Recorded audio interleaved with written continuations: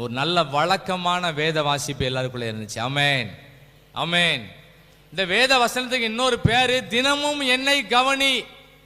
Diesel டேங்க்ல எழுதியிருப்பாங்க, தினமும் என்னை கவனி. தினமும் இந்த வேத வசனத்தை கவனிச்சா நம்ம வண்டி நல்லா ஓடிட்டே இருக்கும். எவ்வளவு தடைகள் வந்தாலும் மாறும். இந்த வேத வசனத்தை கவனிக்காம இருந்தா எல்லா பிரச்சனையும் நம்ம மேல விழும், நம்மளால எழும்ப முடியாது. சவுல் ராஜா கையில ஈட்டியோட இருக்கிறாரு. இந்த உலகம் சாத்தானோட கண்ட்ரோல்ல இருக்கு.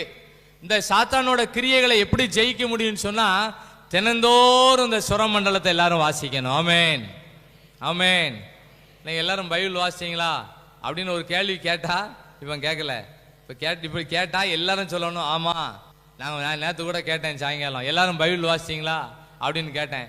எல்லாரும் சொல்லணும், நான் 5 அதிகாரம் வாசிச்சேன், நான் 10 அதிகாரம் வாசிச்சேன், நான் நல்ல லீவு நாட்கள்ல 10-20 அதிகாரம் வாசிச்சேன்.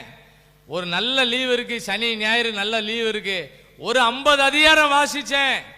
வாசித்தால் எல்லா எதிரான சூழ்ச்சிகளையும் கர்த்தர் நமக்கு ஜெயம் தருவார். ஆமென். ஜெயம் கொடுக்கும் தேவனுக்கு கோடி கோடி ஸ்தோத்திரம்.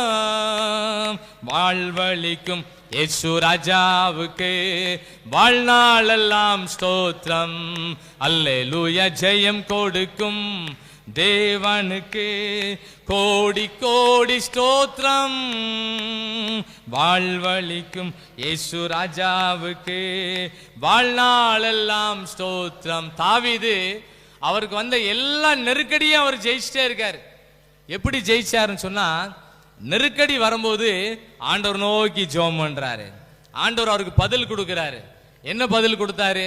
நீ சகலத்தையும் என்ன பண்ணுவ? திருப்பிக் கொள்வாய்.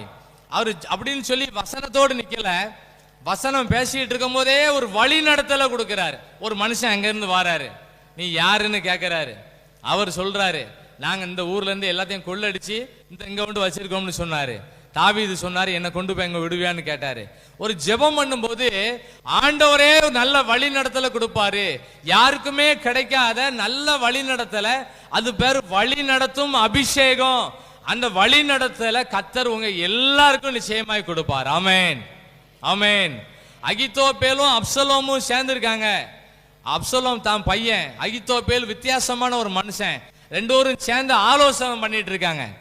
தாவீது ஜெபம் பண்ணுவாரு, கர்த்தாவே இந்த அகித்தோப்பேலின் ஆலோசனை தேவன் பைத்தியமாக்கி போடுங்கன்னு ஜெபம் பண்ணுவாரு. அந்த ஜெபத்துக்கு நல்ல பதில் கிடைச்சது. தாவீது எப்படி ஜெயிச்சாருன்னு சொன்னா, எல்லா சூழ்நிலையிலையும் ஜெபம் பண்ணி எல்லாத்தையும் ஜெயிச்சிட்டார். ஆமென்.